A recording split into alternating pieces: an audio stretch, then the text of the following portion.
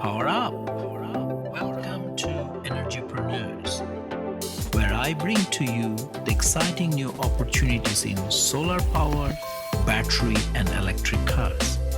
I'm your host, Sohail Hasni. I have been tracking and analyzing these technologies on LinkedIn and Twitter for more than 10 years. Now we meet on podcast. Thank you for joining me this morning from Melbourne. It's a pleasure, Sohail.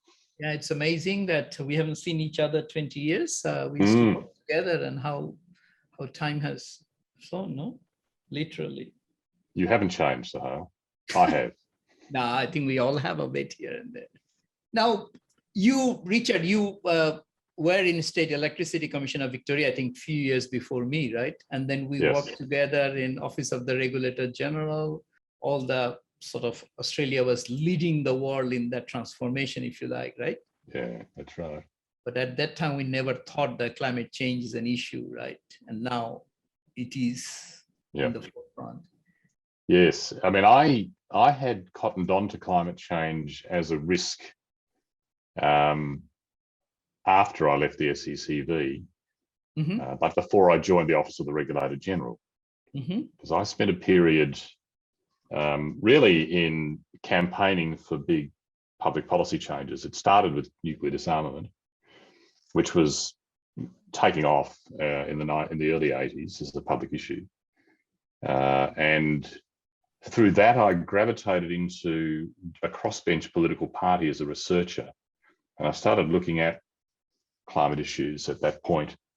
And, informed by Grahal and Brundtland's Our Common Future and various other publications, I started to be concerned about it. And really, it went back to the 70s when I was a trainee with BHP, and I was sitting in their steelworks in Whyalla, and I was watching, literally, really, at the age of 17 or 18, as a trainee engineer, I was watching the mountains of coal and iron ore and limestone pour into the plant.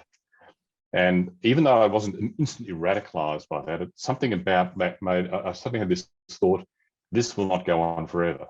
We argued a new industrial system at one point. And the rise of the carbon debate, in a sense, kind of picked up that theme in my own mind. But, through the period of the 1990s, when we had all of the reform that you and I were involved in, when marketisation occurred, productivity was the big focus, carbon dropped off the agenda, and I couldn't do anything about it at that time. But I picked it up really when I went into policy in the 2000s. But for me, it goes back a long time. I wrote book chapters in 1990, 1991, extolling the virtues of a decarbonised energy system. But it took a long time for that to really take hold as an idea. So now that we are all aware of and sort of agreed, yes, climate change is real, it's happening. How do we do that safe landing? No, this is one of that's exactly it. Interest right now, right? It is, and look, for a long time in Australia, as you'd be aware, we've had this constant debate about whether it's an issue, and then, if so, is it possible to do something about it, and should we have carbon pricing? We've been debating. A lot of the backdrop of the debate has been, should we do anything at all? Now, over the last few years, it's moved from should we do something to how should we do it?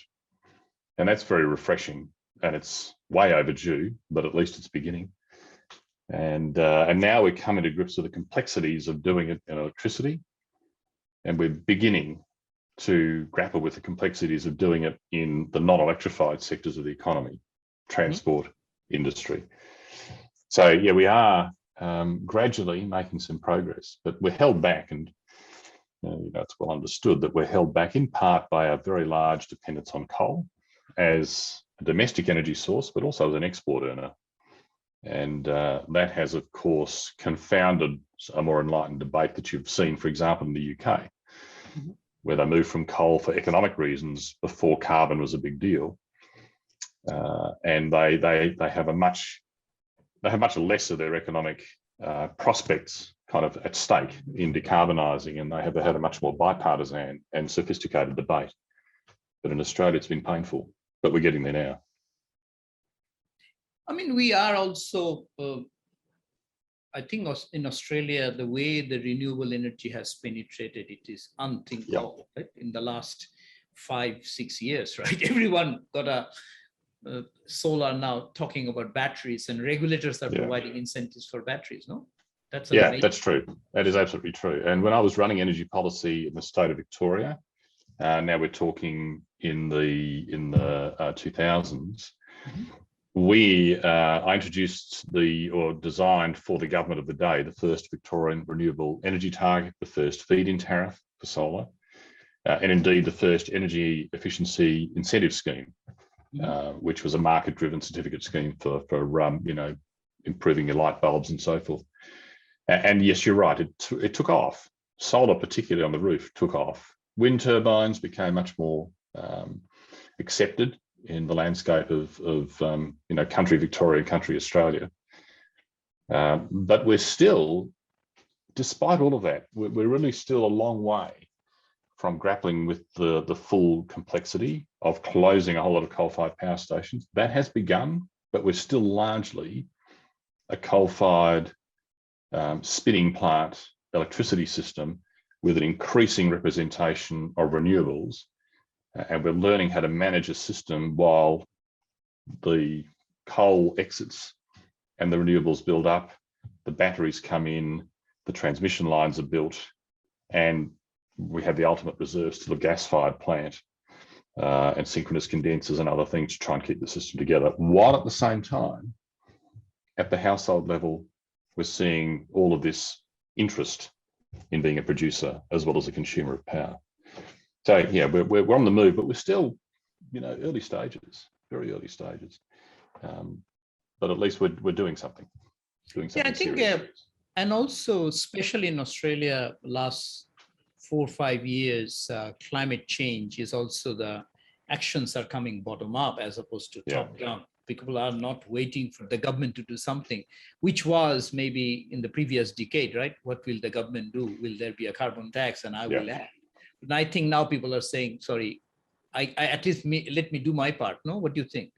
Yeah, that's true to a point. It is very true that I think governments have been shocked by the extent to which people want to do something.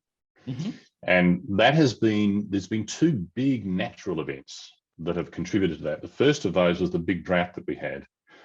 Just when I took over the running of agriculture in our state, that was at the end or the middle of the major drought. We call it the Millennium Drought at the time. Then, of course, we had the massive bushfires of Black Saturday in 2009, and we had that repeat of that at the beginning of last year, of course. Now, the natural events have all accumulated a lot of concern in the community, and that has expressed itself partly in the willingness to put solar on the roof. But the state governments of Australia have been really important in rewarding those investments. They introduced feed-in tariffs, they introduced certificate schemes where the federal government would not. So all of that division that you mentioned, all of that government in action, that's really been at the national level. But at the state level, there's been a lot of action. It's even gotten to the point that we have a Conservative government in the state of New South Wales that is as green, really, as a Labor government would be in Victoria, and at odds with the national political parties, which are now grappling with the fact that there are regions of the country which will lose from the decline of particularly coal production, coal-fired power production, but also coal exports. And so the national willingness to act has been somewhat held back by that concern, but the states have gotten on with the job. And that has allowed the consumer to buy a solar panel and to get a good reward for it. Like if the states hadn't done it, the consumers probably wouldn't have followed. So it's been interaction between the public and the political system. Very productive engagement. Though I'd probably also say that the states needed to probably also recognise that as this boom took off, then the whole electricity system being interconnected, and you understand this extremely well, of course, Sahil, the electricity system needs to be designed to accommodate all of the exported power. And the public's ambition has been so strong, governments have been kind of caught underprepared for managing a system so that the public can do what it wants to do and the system can still cope. And we're now trying to come to terms with that. Yes, I mean, still there will be, I see a lot of risk in terms of stranded assets in local distribution and others. Well, yeah, that's interesting. I mean, if you think the world is going to become electrified, if we think that sitting here in the state of Victoria, I mean, as you're very familiar, we have a very high use of natural gas for heating, water heating and so on. Mm-hmm.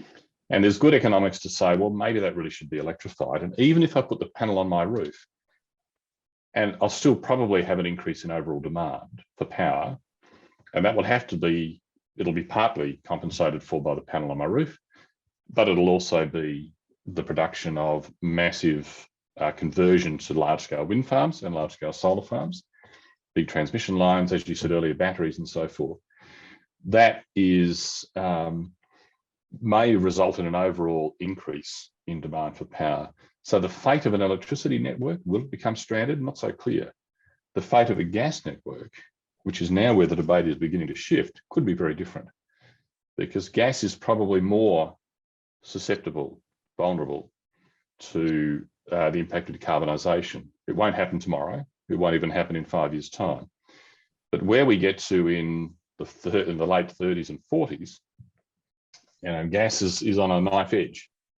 It could become a hydrogen, the gas pipelines could convey hydrogen. Alternatively, they might become stranded. And even if they do convert to hydrogen, stranding is still a risk for the actual pipes and the assets there. The easements may be useful. Some of the networks may be useful, but who knows, maybe not all. Yeah, it's a tricky question, because if today all our gas paid us, say, $40 a ton carbon tax, yes, and you pass it to the end consumers, I think, because we used to compete, as you know, as ACCV always with the competition with gas and fuel, we used to keep a close eye on their tariff, because we are trying to sell the slab heating as a heating solution, where my home, I don't have gas. It's all electric house. So I think that issue will really hit the gas industry if there was a carbon tax and passed on to end consumers, right? I think it could. Look, when you have partial decarbonisation, it doesn't matter so much. And that's where we were for a long time. We were thinking of partial targets, in which case the obvious focus was get coal off the grid, but gas much better. But now, when you're thinking net zero, which is becoming, as we both know, very common as an international, or amongst many of the largest economies in the world have moved to that policy. And Australia is dithering, but it will go there. It will go effectively to net zero. That means that gas now has to really stand up and be counted. Now, it has a very important transitional role in stabilising the grid as far as power goes, stabilising the grid as renewables come in, and before we have enough storage, including hydrogen production, to deal with interseasonal imbalances and other big challenges. Natural gas, for the time being, will play an important role, but it won't be a high volume role necessarily. It'll be high value, but not high volume. And so there is a challenge for gas. But as I said, it does have upside possibilities. It has the potential, but there's a lot of complexity in converting to a hydrogen industry. But as I said earlier, there's a large debate going on, which is very polarized between whether the world is about, distribution systems or distribution will become, household use will become electric, or whether or not there's a role for gas in the household, for hydrogen, I beg your pardon, in the household. And so it's not really clear what the future of gas networks is, but it is a risk that up until now, the kind of notion of carbon risk applied to energy assets, the sole focus was on coal-fired power stations. It's now shifting to gas production, gas distribution, gas transmission, and even to the liquid fuel sector. So, the notion of stranding is now becoming a pretty pervasive issue, I think, for policy and for regulation. Yeah, not right away, but in time. Yeah, I remember from my ORG days, one large company came and was talking to PowerCo saying, if we do not give us a good connection charge, we'll bypass your network and we'll bid a cogen facility. And they came to me. I was responsible for pricing at that time. And Robin Davey didn't want to take a position. Robin said, okay, talk to the both parties. I told them saying, listen, we might do something that you both won't like, but it's in your interest. Sorry, it was Eastern Energy saying, just go and negotiate. And then Eastern Energy give them a discount on the price. And we made sure that asset is not regulatory asset based, so that everyone else is not cross subsidizing that discount. That was the best solution, because that asset no value if the customer said, hey, I'm going cogen or diesel or whatever. So in those days, this was like maybe only one incident in all of the state, but now it can happen everywhere, right? Yeah, it can. I mean, it's a really interesting debate, isn't it? I mean, it's almost like we almost have two completely different ideas in our head about the value of being self-sufficient versus the value of being connected, electricity-wise. On the one hand, there's a wide acceptance that if you're going to have renewables, you're going to have more connections, transmission particularly. Why is that? Because you have a variable supply.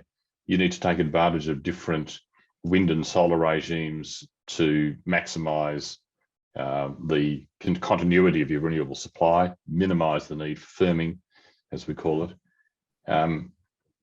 So there's that, but there's also a desire to say, I really want to do this on my own. I do not want to have, the big brother of a major power company continuing to supply me. I want that ogre out of my life, and I think it's as visceral as that in some ways.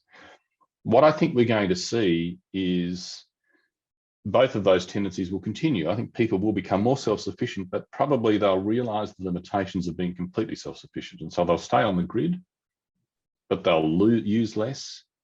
They'll treat it more as a backup to their production. While at the same time, we'll be shifting very large volumes of power across the country, mostly in the first place in big transmission connections, which will expand, but then in fullness of time, also hydrogen pipelines. And you'll have both of these things going on at once, which means you might have some local stranding, as you say, some pricing changes at the very end of networks, but you'll also have a big asset build-up in the middle of those networks. Does that make sense? It's really a strange it does, reforming. Because there's also one thing in the middle, though. Right now, a lot of people initially, early days, were not very used to clouds. They said, no, I'll carry all my things on a hard disk because I don't rely on the system. But as internet become everywhere, people even don't know what is in the cloud, what is in with you, right? So similarly, I see the connection here. Today's electric vehicle has 40 kilowatt hour storage on an average. Tomorrow it will be 100, 200, very easily, the way the energy density is improving. And your and my average daily consumption between 20 to maybe 50 if you have a huge swimming pool, right? Or whatever you want to do with it. But if your 3-day storage is in your car at any given time, and you are running around your car, I'm sure the energy could be discharged and charged like the Wi-Fi we have, because there a lot of work has been done. Then you have a really interesting grid without even knowing that there is a grid, right? You might be driving on the highway, you discharge. Because if you have a computer running in the back, they can do the trade. So there is an invisible grid, which through your battery on wheels in your electric car, that might come from nowhere. I personally think that might actually happen in the middle, a force that we are not counting right now. Oh, look, I think the system is going to have, as you're saying, there'll be very different flows, and there'll be much more interaction. We're no longer just going to be consumers, as you're saying. We'll be producers, storage agents, as well as consumers. But at the heart of that vision that you've just outlined is still a grid. It's a grid that operates in a different way. It may be less utilized in large parts of it than it is now, but it might be two-way, whereas now it's one-way. No, but I'm saying grid, meaning you don't see large transmission line necessarily. Oh, I see. Carrying a battery and running around. No, that's true to a point. But the thing about the debate is we quite often characterize the debate as a household debate about electricity. When you add industry, and certainly looking at the Australian industry profile, 2/3 of power is consumed by industry, business and industry, where the economics of self-production are not as generally not as favourable. Yep. They're not zero, but they're not nearly as favourable, in terms of area available relative to amount of consumption. And it's also so much more now because of net zero than electricity. It's now also gas, then it becomes oil, petrol, diesel, aviation fuel, and of course they account for much more energy use than electricity. Much less emissions, but much more in Australia, much less emissions and much more energy use. And so if they all have to be swept into a net zero arrangement, then the amount of energy you have to shift around, you've really got to think about transport, you've got to think about aviation, you've got to think about shipping, you've got to think about trucks, you've got to think well beyond the household, and that is a very different proposition. So I think if it was just the consumer of power, I agree with you. When you add the big industry and you add the other energy sources, the other applications, I think it becomes a very different proposition. And the Net Zero America study, which was done by Princeton's Andlinger Center, showed just how the landscape of the US will change with large-scale energy production and very large-scale transmission, because they did a really detailed analysis right down to the kind of square kilometre, basically. Now, of course, it's not a prediction exactly, but it's a pretty good indication of where the development will happen if you take an economically efficient modelling method.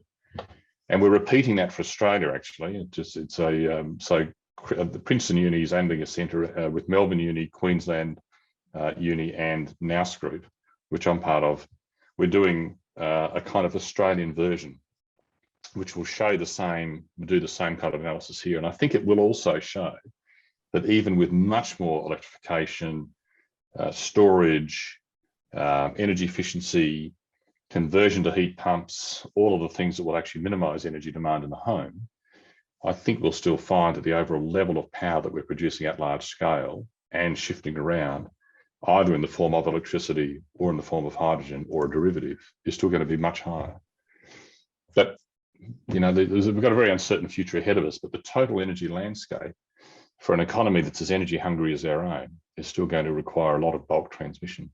Yeah, and definitely it will. But what I meant to say is maybe the emphasis that we have on especially on the embedded distribution side, that might, it will change a lot. Large transmission. I mean, you are not going to do Portland or Point Henry with solar tomorrow, right?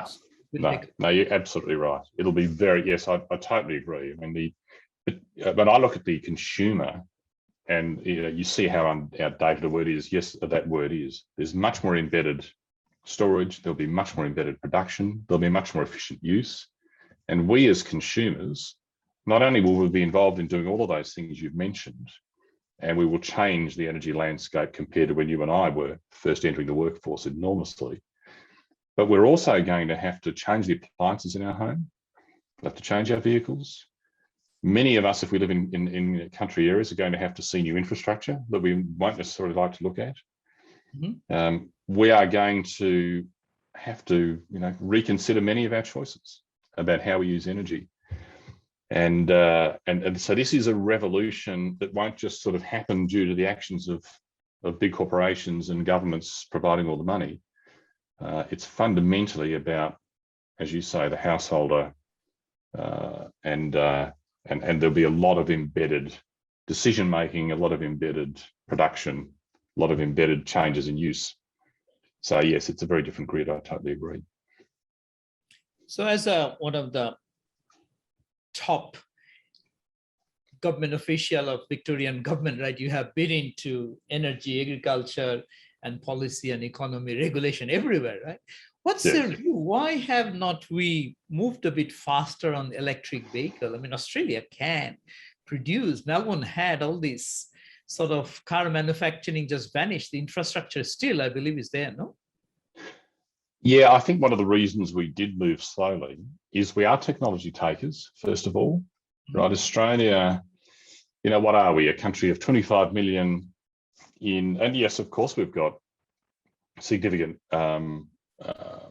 technical sophistication in Australia. We're a leading economy in that sense, advanced economy, I might say. But the economy which provides technologies, is billions of people.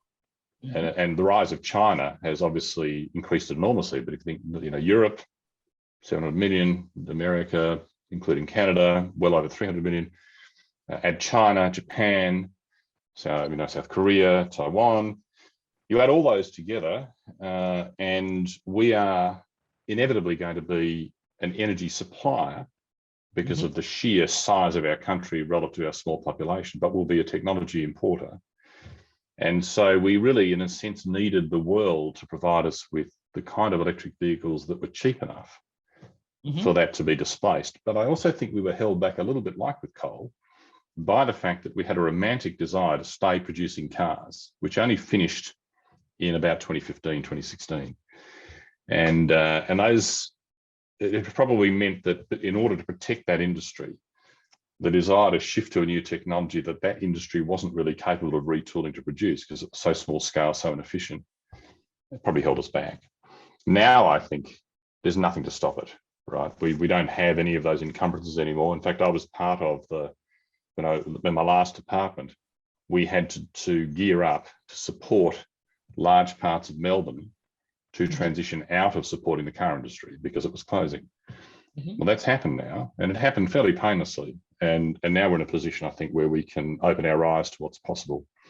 In fact, I was just talking to somebody who's involved in the logistics industry in a leadership role last night, and asking him, how well prepared is that industry to move to net zero technologies? And he's saying that in some ways there's still a reluctance to accept it, but it's beginning. Some of the big trucking companies are starting to think about it.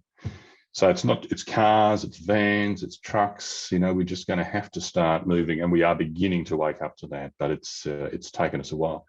But as to your question as to why it's taken so long, probably the simple reason is, as you mentioned earlier, we've had our carbon wars for all this time, and it's created a cross current of debate about whether to do something, which has taken far too long to resolve. It now has been resolved, I think, largely in favour of, yes, we've got to do something. Now the question is what. So hopefully we won't continue to make that mistake. Yeah, and also Australia, I think not last year, the year before, produced more than 80% of world's lithium, no? Yeah, well, that's right. Well, Australia is a major potential producer of lithium. Certainly, just think about iron ore. It's clearly going to be impossible to produce a massive expansion of the wind industry, obviously, without a huge supply of steel. And we can potentially produce steel with green hydrogen out of parts of Australia where they have both very good solar resources and very good iron ore resources. And so, yeah, we are potentially a major supplier of inputs to a decarbonised energy system. We're beginning to wake up to that. But the difficulty, though, Sahil, is the people that win from that are in different places from the people who might lose from the contraction of other industries. So we have to be smart about directing benefits and providing shock absorbers to the areas that are vulnerable. And I'm involved in doing work on that, which is to say, we're not going to stop decarbonisation. Let's see how the vulnerable regions can benefit from it. Now, when you and I maybe joined SECV as an electricity company, I was told, I went to Hazelwood Power Station. This is it. So you sit there and say, yes, this pile of brown coal, this is it. But today's fresh engineers don't see that, right? He or she sees so many opportunities, so many things. So what's your advice to young entrepreneurs, someone who is highly qualified on technology side of it? Where should they focus in Australia if they want to set up something, no?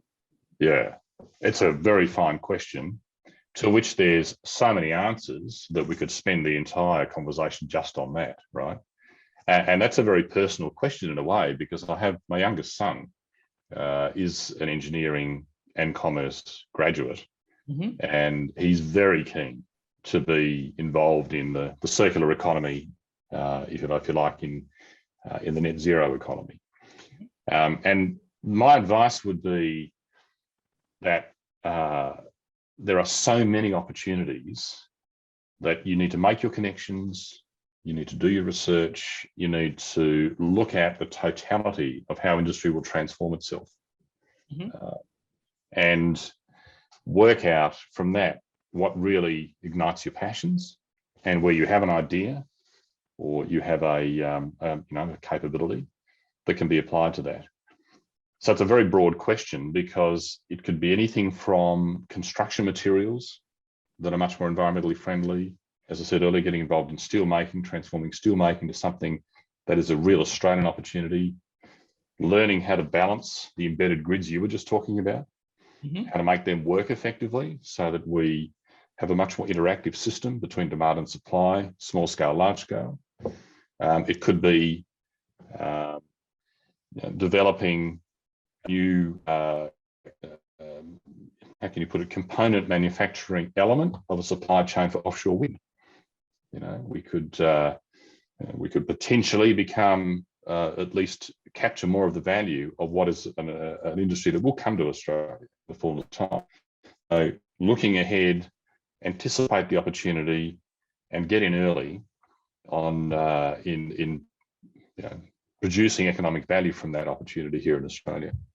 I know that's a very broad way of putting it, but my general advice would be follow your values, do your research carefully about where the opportunities are. Don't blinker yourself with ideological views.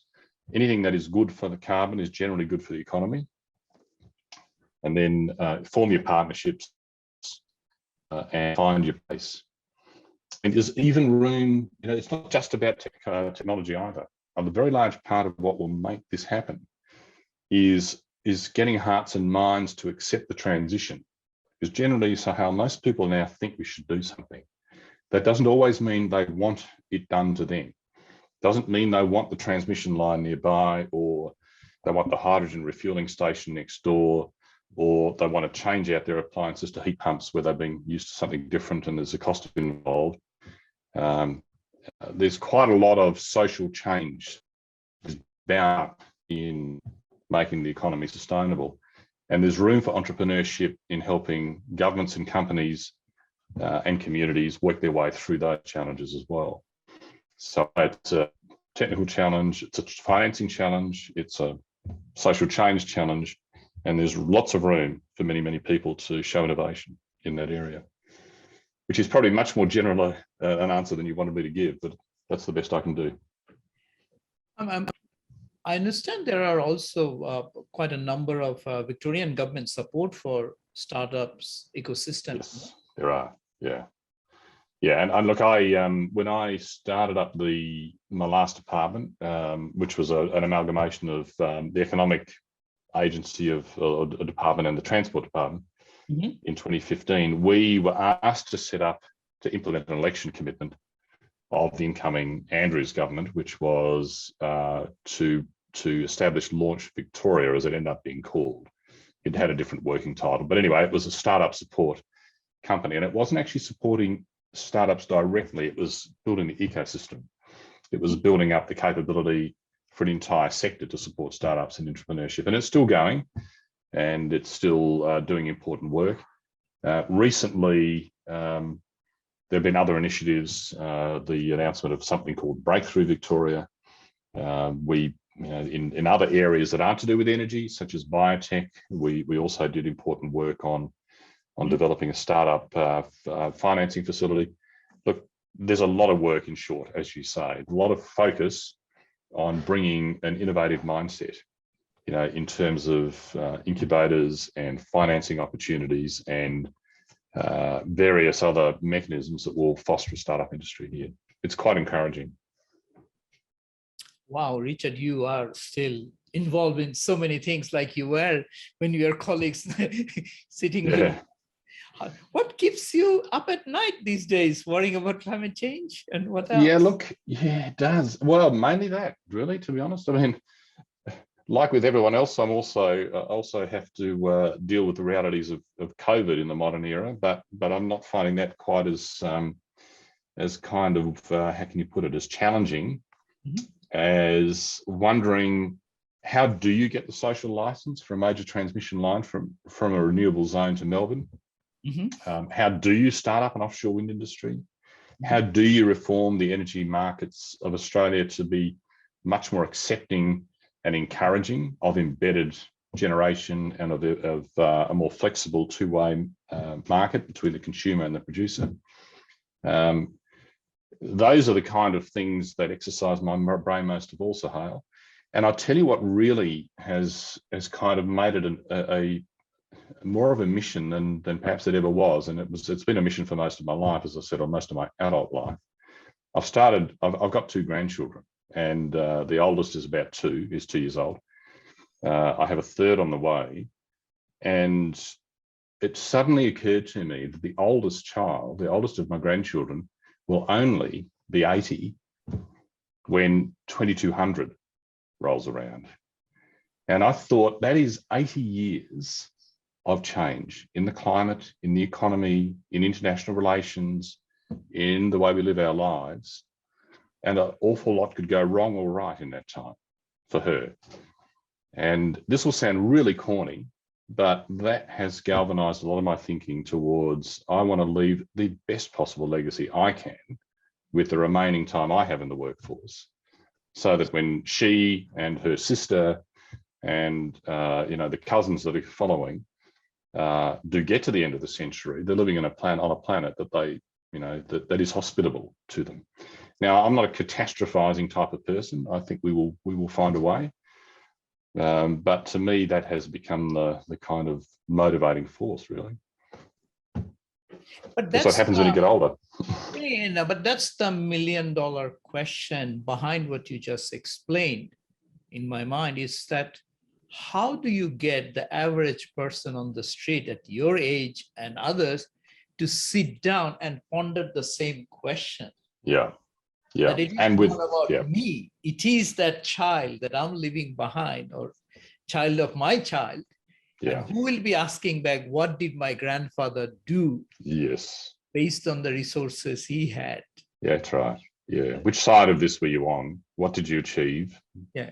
I want my children to know that, none of us, not me, not you, not anyone, has lived a perfect life in terms of environmental sustainability. But at least to be able to say, where I had opportunities, I took them. Where I could help lead a debate, I did that. And as society's willingness to think about this grew, that I put more of my effort into it because I could see that it would make a difference. That's the kind of memory I would like to leave, really, about what I achieved.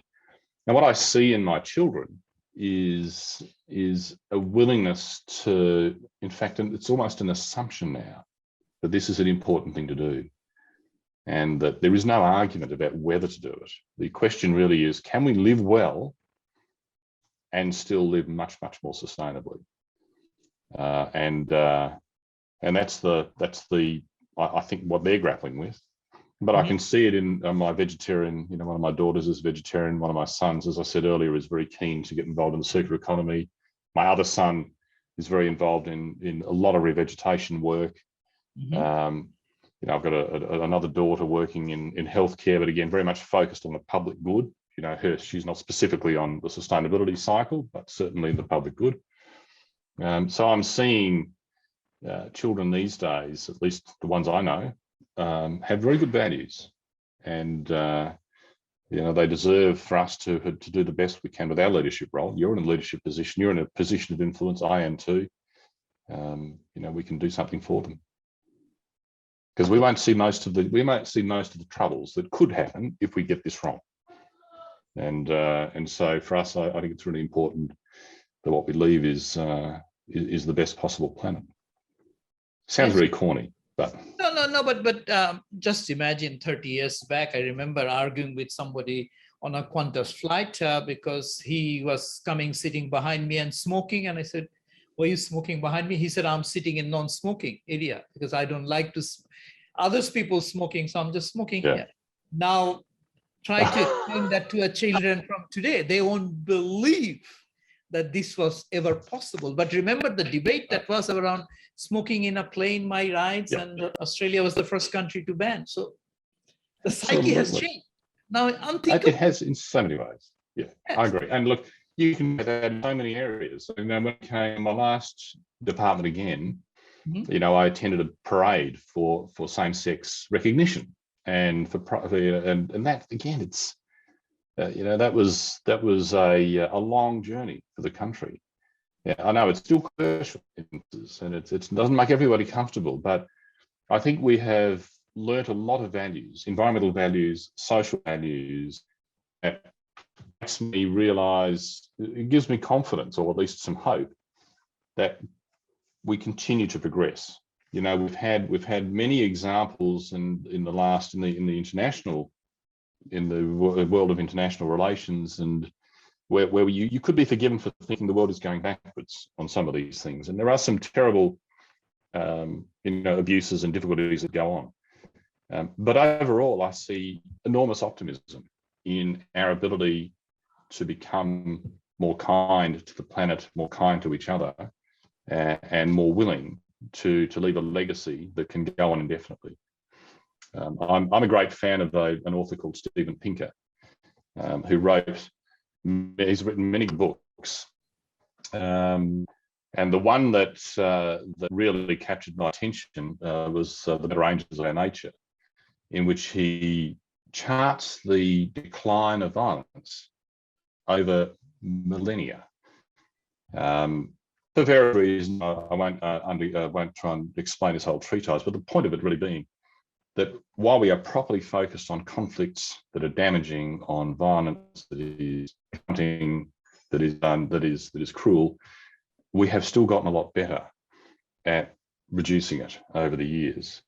And I think the challenge is now to take that and apply that progress to the planet itself, where we haven't done so well.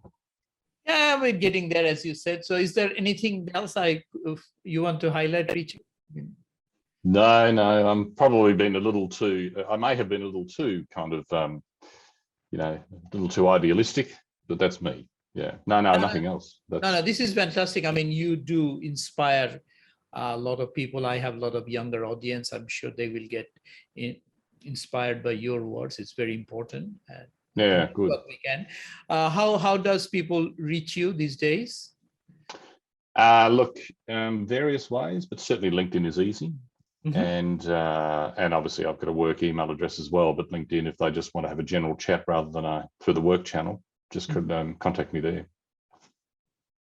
Thank you very much, Richard. Great to see you. Yeah. Next time I'm in Melbourne, but yeah, we should catch up again. Thank you, Sahil. I appreciate it. Really enjoyed the conversation. Have a nice day. Thank you. Thank you for joining us this week. If you haven't done so yet, subscribe to our show. Also, leave your comments and review if you enjoyed today's episode. Follow me on LinkedIn and Twitter at @shasni for updates. That's SHASNIE. Once again, this has been Energypreneurs, connecting you to the innovative opportunities in solar power, batteries, and electric vehicles. Stay tuned.